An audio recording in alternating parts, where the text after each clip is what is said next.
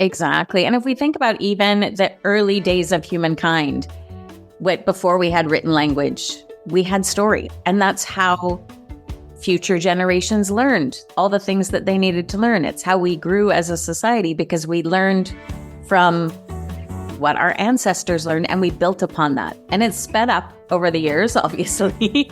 I mean, the changes we've gone through in the last 100, 150 years could never have been imagined back in the early days before as I said, there was written language. The fact that we can be connected with the 8.1 billion people in the world at the flip of switch with a computer or on a camera, that kind of thing is unbelievable to early people. But if we don't share the stories, we can't build on that knowledge. So it's so important, and yet we forget. And at the same time, we can learn all the facts. And there's something even in business that I've heard over and over. Facts tell, but stories sell. Because we remember the stories. We connect on an emotional basis.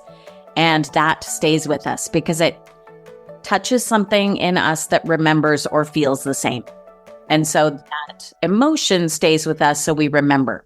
Hey everyone, welcome back to Living the Next Chapter. What makes me happy, very happy, is when I get to talk to somebody on probably my favorite place in the world in Canada, because I've been there one time and I never wanted to come home, but as well, a Canadian author, podcaster, wine drinker, hey, everything all in one.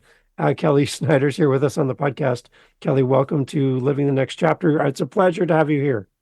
Thank you. I am so looking forward to our conversation. And I too love connecting with other Canadians in this podcasting world. Right? It's good. We need more of us, more Canadian podcasters putting great stuff out into the world. And yeah, I like your show. I love having you on the podcast. Welcome. Tell everybody, I alluded to one of my favorite places in Canada. Can you please clarify for everyone listening at home where the best place in Canada is? Because that's where you are. Tell us where you are. Well, we like to call it the Best Coast. It is the West Coast of British Columbia, Canada. I am in the Vancouver area and I am born and raised, have lived here all my life, except for a few months away at school. And I missed the coast so much, and it's hard to leave. Right. Yeah. I was there for 10 hours and that was it. And I'm like, oh, this is not what I expected. This is gorgeous. I know from my geography classes back in high school a little bit about the West Coast, but when you stand there and go, oh, this is real. This is, now I get it. It's a beautiful place. So gorgeous. Yeah, you have to spend more than 10 hours here. Yeah. And there's a lot of parts of our province and the Vancouver-ish area within an hour or so around the city that double for cities all over the world. And so we're called Hollywood North as well. And lots of television series, movies and everything get filmed here and passed off for Seattle and Portland and some places in California and New York, even all kinds of stuff. Wow. So lots here. It's a busy place, and it's a great place to find great people. And like you, tell us about your podcast. Let's talk about that at the beginning. Let's get that out of the way, because as you know, I'm a podcast guy. I love podcasting. Tell everybody about your show. Let's find out more. So my podcast is called Epic Exchanges, and I started it back in 2017 when I was trying to figure out really what direction I was going in and what I had to offer. And I started out doing a lot of solo shows where I was diving into the purpose of our story, the importance of our stories, and all the pieces that kind of go into building who we are today, including a lot of the healing pieces and dealing with emotions like anger and finding forgiveness and all of that. So it was a bunch of mostly solo shows, a few interviews. And in the last 8 months, I have made it all interviews. I think I have one solo show since September. And now I interview people about their story and give them a platform to share their stories that help to inspire other people to get through the difficult times or to reach for a goal or realize that they have a dream that they can pursue because other people have managed to make theirs happen. Amazing. Awesome. We'll have links to there so people, after listening to this, episode, Kelly, they can go right to your podcast and press play and listen to your show as well. Awesome. I love doing that. So everyone, once we're done here, then you have permission to head over to Kelly's podcast and then catch more Kelly. That's great. Awesome. Awesome. Tell us more about your author journey, Kelly. Where does this start for you? I'm really curious as to the origin story of all the authors that come on my podcast. Right. So I guess the story to me becoming an author started really when I was 3 years old, and my parents fell asleep smoking and started a house fire that took their lives, but that I and my younger sister, who was 18 months old at the time, were rescued from by a good Samaritan just passing by and seeing the smoke. And obviously, early childhood trauma, we've heard a lot of it these days about how it affects us. And I don't want to really dive into that, except that there was a domino effect in my life of things that were my coping mechanisms in different ways of dealing with grief that I didn't know was happening because I was 3, and that the people around me were dealing with and didn't know how to deal with a 3-year-old and all the things, and growing up and being adopted. There's so much there, but fast forward to adulthood, when I was dealing with the reality of some of those coping mechanisms and trying to understand them, and how do I conquer them? How do I get over them? And I was, thanks to another family horrible incident that happened, I did my people pleasing and helping ways, and I almost ended up in the hospital, kind of burning the candle at both ends and in the middle. And basically full breakdown. My physical health wasn't good. My emotional health wasn't good. All of these things. And I ended up going away for 6 weeks to a spa. I know I'm super blessed that I had the ability to do that, but I really needed to take myself out of my daily life and immerse myself in a different way of life, to kind of take apart all the pieces and try to figure out what was going on, and really to find some kind of healing. What I didn't know I would find was the fact that even the story that I was at the spa for 6 weeks with nobody I knew would inspire other guests at the spa who were there for 3 days or 4 days, and just in little passing conversations. And it wasn't until after one of these conversations over lunch, and 2-3 days later, I ran into this couple again who I'd had lunch with. And all I'd said was, I'm here for 6 weeks because I figure I need 3 weeks to break bad habits and 3 weeks to replace them with good habits. That was my reasoning in my mind for how long I was there. And they said, we haven't been able to stop talking about you and how encouraged and inspired we are by the fact that you are taking ownership and you are doing what you need to do. And it was in that moment that I was like, this is such a small part of my story that if it can impact people so much that 3 days later they're still talking about it, that I have to figure out how to get my whole story out there, because if it can help one person, it's worth sharing it. And so that was 18 years ago. And that started a journey of me trying to figure out, what does it look like to share my story? How do I share my story? Because I didn't think I was a writer. I didn't think I was a speaker. I didn't think I was a teacher or a leader or any of the things that we might suggest that makes somebody's story impactful or important or worth hearing, like an Olympic gold medalist or an Academy Award winner or major billionaire, I don't know, whoever. Yeah. And so it took me 18 years. It took me 15 years, really, to break it down. Started the podcast, tried different things while I was in the event world, and to just really figure out, what my story was. Because there were times where I felt like the most dramatic soap opera character ever. So I don't know if any of the listeners have watched soap operas, but there's always the one character that everything happens to. And they're on it years and years and years. And you're like, they've got an evil twin this time. Or they're dealing with a disordered eating pattern. Or they got murdered or kidnapped or something. Yeah. And it gets resolved. And then a month later, something horrible is happening to them again. And quite honestly, I felt like parts of my story felt like that nobody would believe it, that it was television fiction. And I had to get over that. I had to realize that it is my story, whatever it is, and it's what I lived. But I also had to realize that, I don't have to tell the whole thing like that, where it's one big thing after another. So to shorten my answer, because it's already gone on for a while, I realized that by breaking my big story into small pieces and attaching, as I went through the healing, but attaching a gift or a lesson or a blessing, something I learned about myself or a way that I grew, that it makes it impactful. It doesn't have to be the whole thing from birth to death, because I died. I'm still here. I still have much life to live. And so my book, that Your Story, Your Strength, which you can see behind me, and it's right here, really takes parts of my story and this process of learning about how to heal and applies it to the reader or the listener. And I share about this on my podcast as well, the importance of diving into our stories, healing them. And by healing them, I mean the big and the little healing. Some require professional intervention and help and all kinds of things. But some, it's just recognizing that this is the human experience and that we all are more the same than we are different. But my experience isn't your experience, but it doesn't mean you can't learn something from it that I've learned. And realizing that I have gotten something out of it that I wouldn't have had I not gone through whatever that was.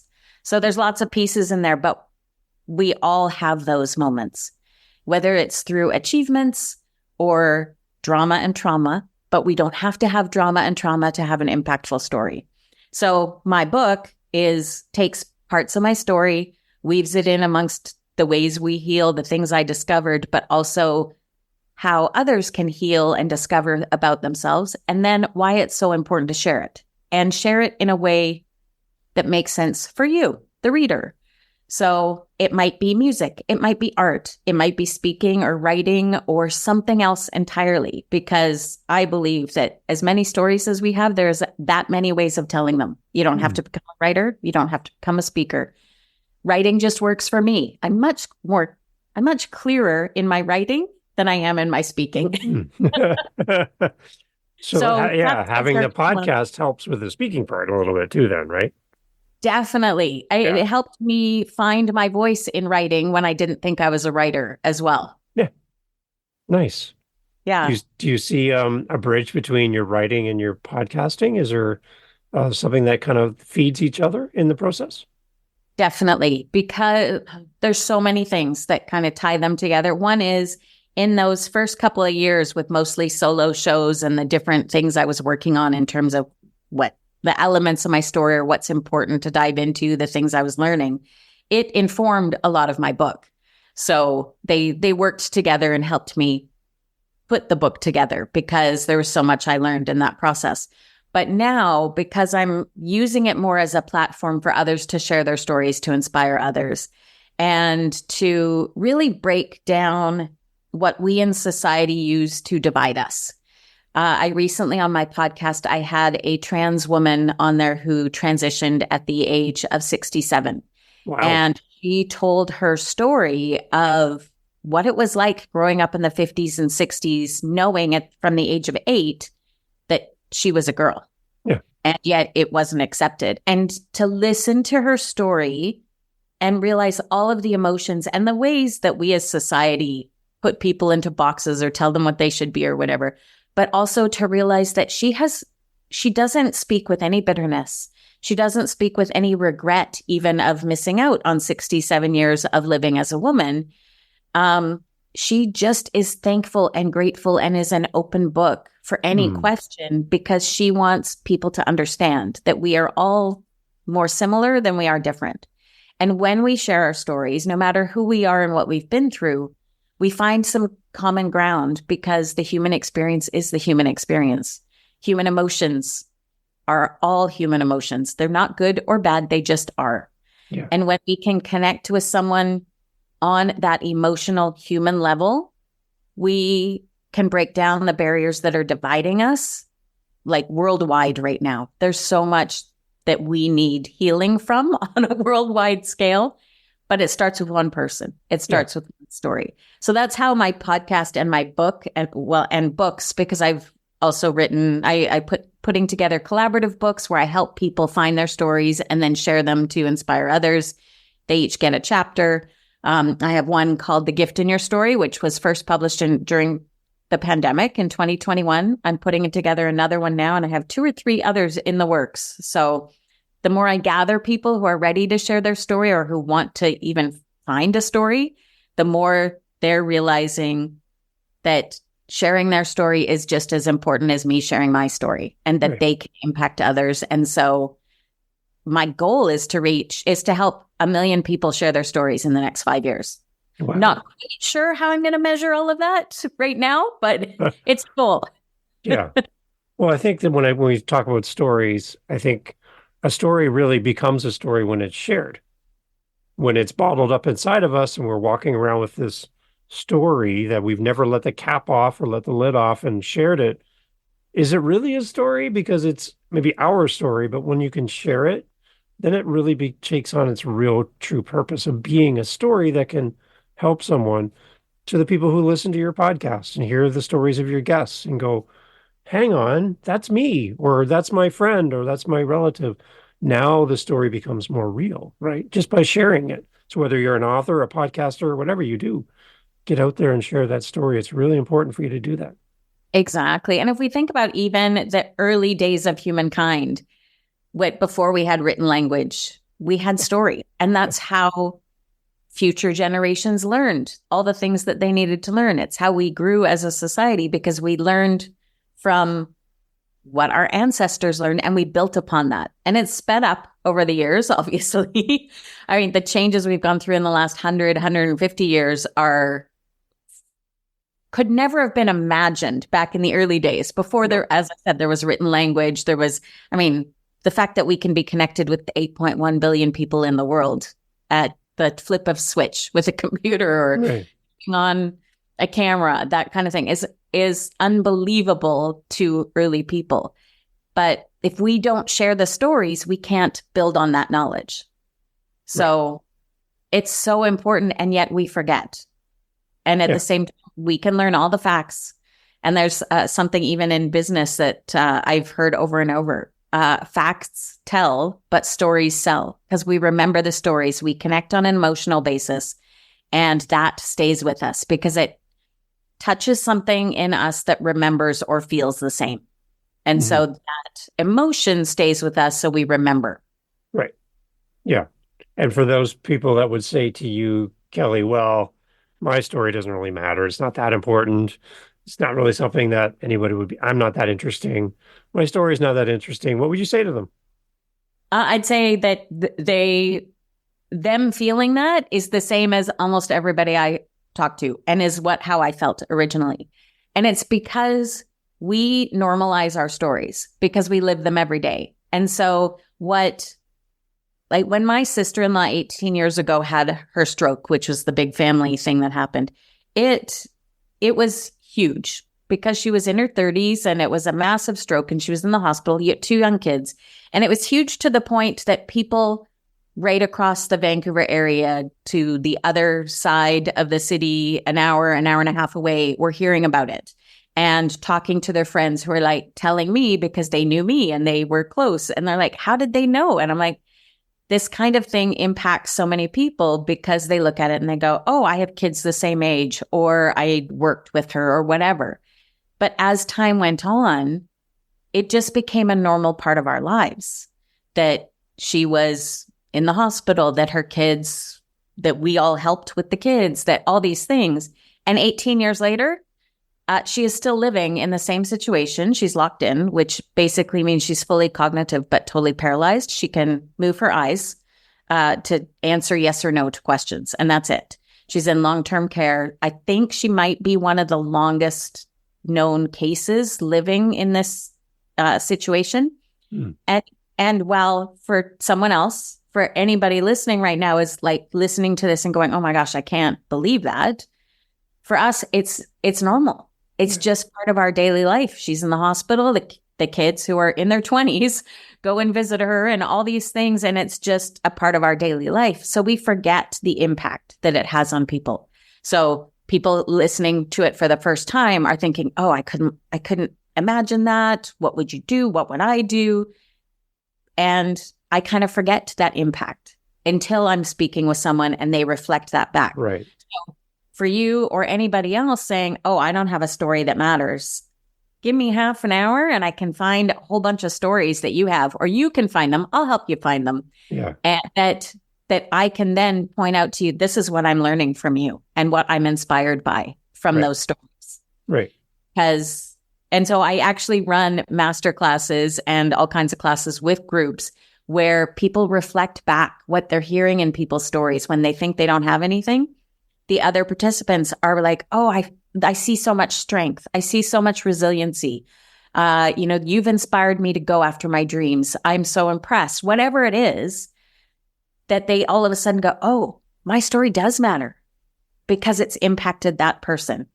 And if it's impacted that one person in a group of 5 or 10 or 20, how many more could it impact if I actually take the time to share it and share it properly? Wow. Yeah. So I can prove to you, if you think you don't have a story, give me 30 minutes. I will prove that you have more than you even know. There's the challenge. If you're listening, you're like, yeah, well, how about we put Kelly's information in the show notes and you actually reach out to her and she will show you. She'll walk you through it and give you that assistance. I love that. So as an author, you have multiple books now and you're constantly writing and working on new projects. How do you keep motivated? How do you keep moving forward as an author? What are some of the things that keep you excited about continuing your journey as an author? Every time I get frustrated, because nobody writes a book to get rich and famous, really. There are so many books out there and self-publishing is so easy these days. And let's be honest, there's a lot of crap out there because self-publishing is easy and anybody can click upload and have a book available on Amazon. That's the truth of it. It doesn't have to be vetted. It doesn't even have to be edited by anybody. It can just go up.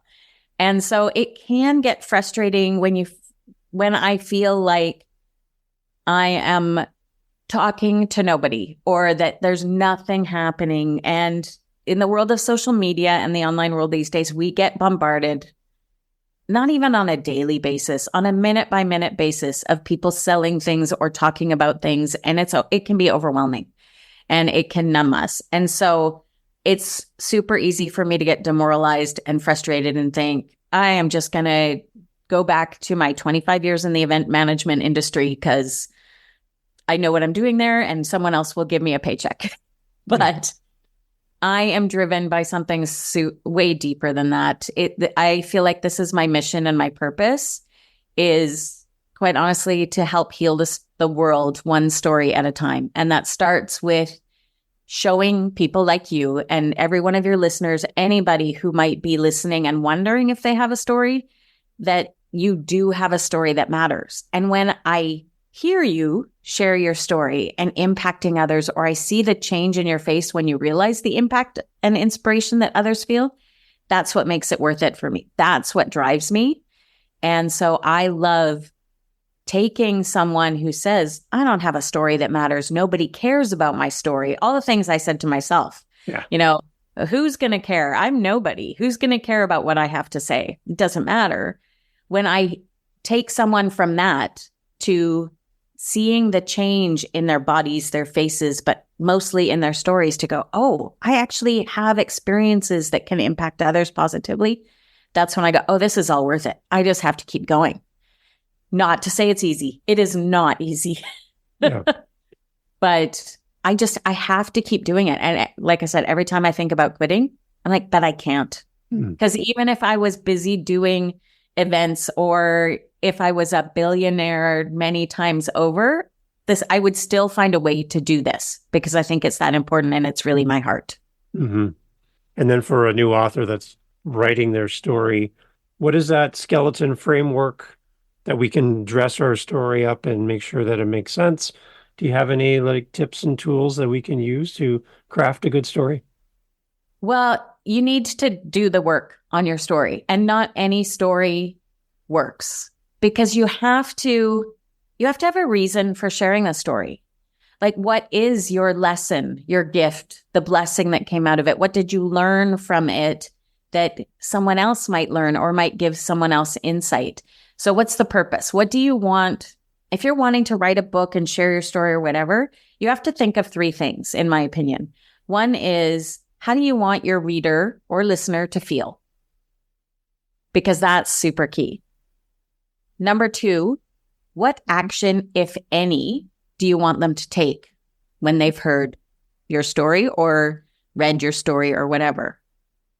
And number 3, how do you hope that they might be changed by your story? And some of those, I mean, there could be some overlap in those questions, but when we keep the end goal in mind in terms of how we want them to feel, what action we want them to take, whatever that is, we can keep focused on that, and it becomes a story that has a purpose. And I've actually heard a speaker, his name's David Meltzer. I don't know if you've heard of him. Yeah. So David Meltzer, I was on his a radio program with him and talking to him about the importance of story and how it's used so much in marketing these days because it works. Emotions make us buy things. It's a desirable thing. It's like when we want something or we want a certain way of life, marketing, sales tells a story to say this, you need this book, this iPad, this iPhone, whatever it is to reach that pinnacle in life or to reach the next level. Anyway, so we were chatting about the importance of story. And he basically said, when you know your stories and when you start to collect them and have them in a place and know what the lesson is in them all, he finds that he can write a keynote speech that's 30 or 40 minutes long in 10 minutes, because all he has to do is for every lesson, everything that he wants to teach his audience, he chooses one story. So for every 10 minutes of his speaking, he has one lesson. So basically he goes to his story bank, story collection and all the things, and he goes, okay, I have 30 minutes to fill. What 3 things do I want my listeners and to take away from this? And he picks out 3 stories with the lessons, and his speech is done. Wow. Because we remember our stories when we know them, when we've collected them. And so that's part of what I do is the masterclass I mentioned where I help people find their stories. It's actually called Start Your Story Collection. It's a free masterclass.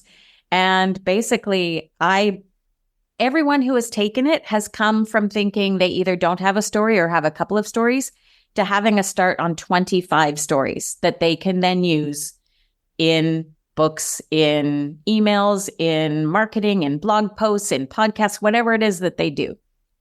So we have thousands of stories, and they're often little, small stories, but they've brought us to a new understanding.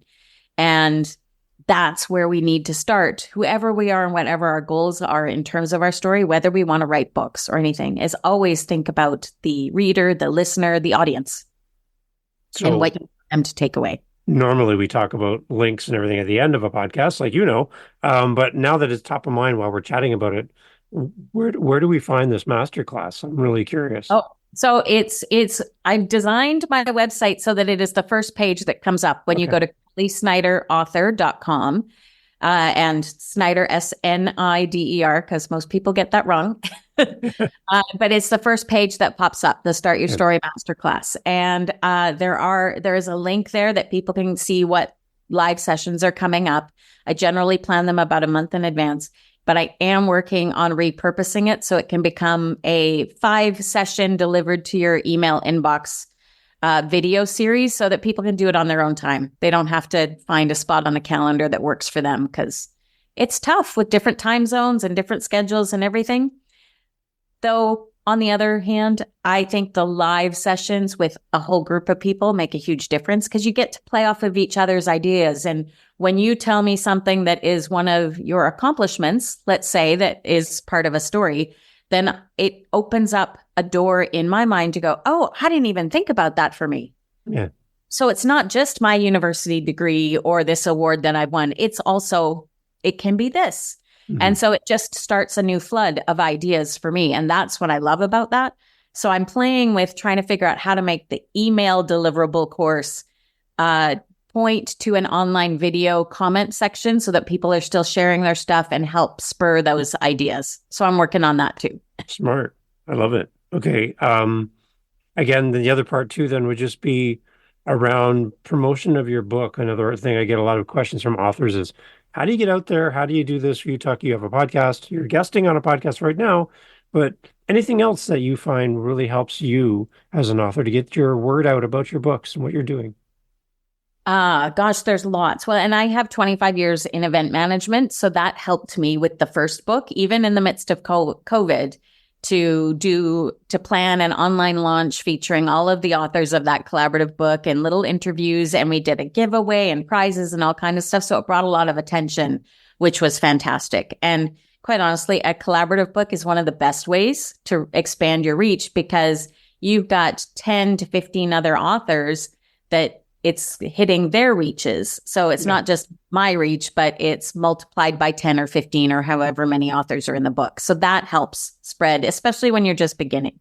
But the other piece is from everywhere in your neighborhood, in your community, anywhere that you're connected, besides being able to go on podcasts like yours or other areas, is finding some of those even grassroots areas. So my book, I got accepted into I live on the North Shore of Vancouver, which is 3 communities called the North Shore: West Vancouver, North Vancouver City, and North Vancouver District. And I think it's about 80 to 100,000 people now. And every year they do a North Shore authors collection that's done by the libraries. So I submitted my book last year in May. So this is the same timing. And it got accepted into the collection. And so then it got press through my whole region. So, and then I also pitched my story because I was born in the same and raised in the same area. So I kind of made it a 50-some-year story and pitched it to a local newspaper. They love local stories. And it's just it's really about working and getting out of your comfort zone. It's not easy. I am so uncomfortable when I do stuff like this, but it makes a difference because then my family members were getting texts from people saying, "Oh, we saw Kelly in the newspaper and I'm so proud of her about her book. I can't wait to get it." Things like that. And you have to just keep doing the work. And I admit I'm not the best at it. It's going on podcasts. It's putting it out there. It's feeling like you're driving people crazy because all you're doing is talking about it.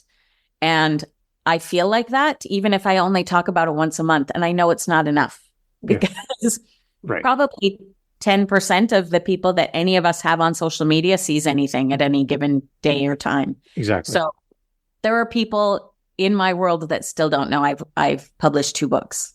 And I am like, how can you not know? And it just reminds me that I need to keep doing this. I need to keep putting myself out there, have conversations with people like you, find the place where people are wanting to discover this and are ready to discover this and ready to dive in and find their stories.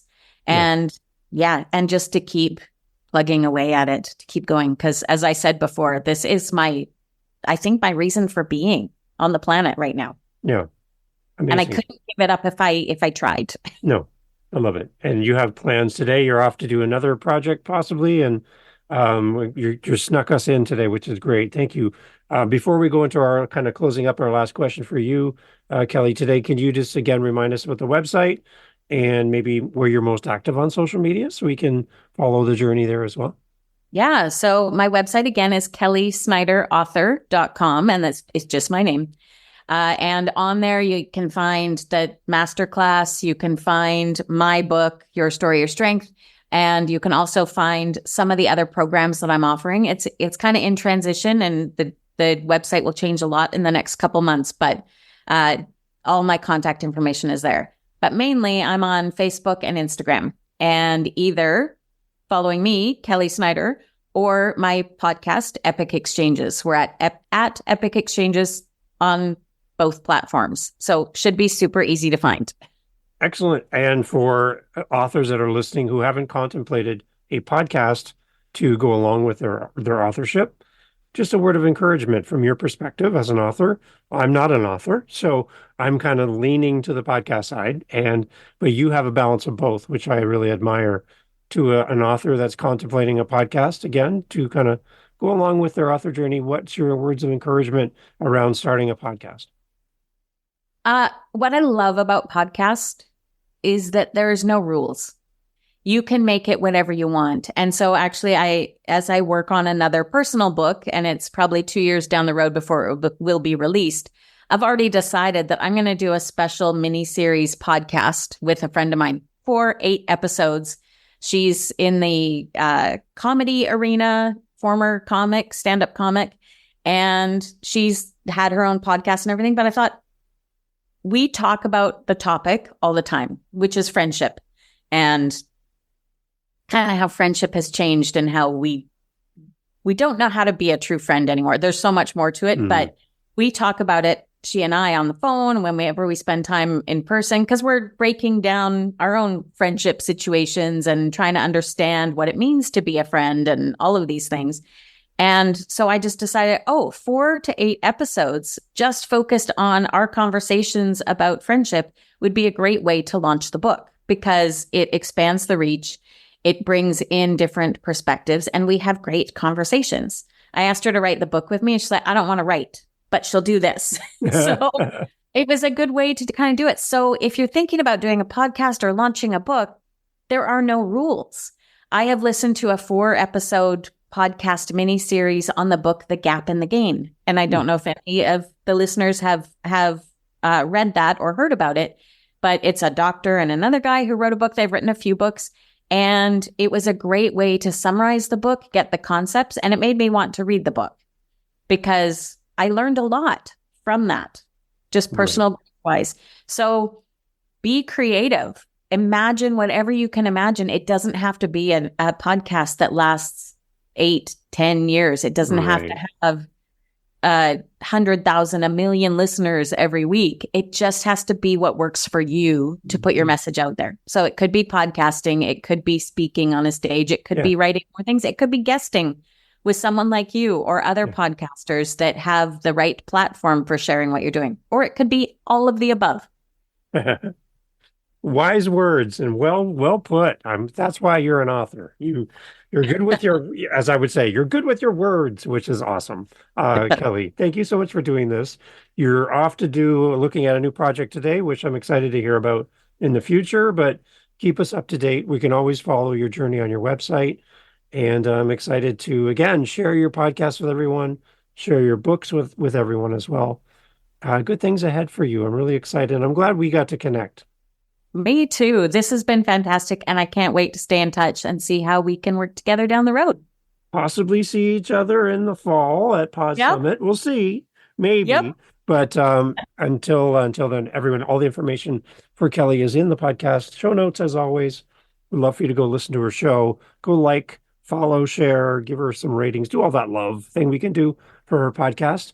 And as well, grab the books. And as new projects come out, follow Kelly's journey. You're going to have a great person here in your corner to help you tell your story in a unique and powerful way. Kelly's there for you. So Kelly, again, thank you so much for doing this. Thank you, Dave. I've loved every moment.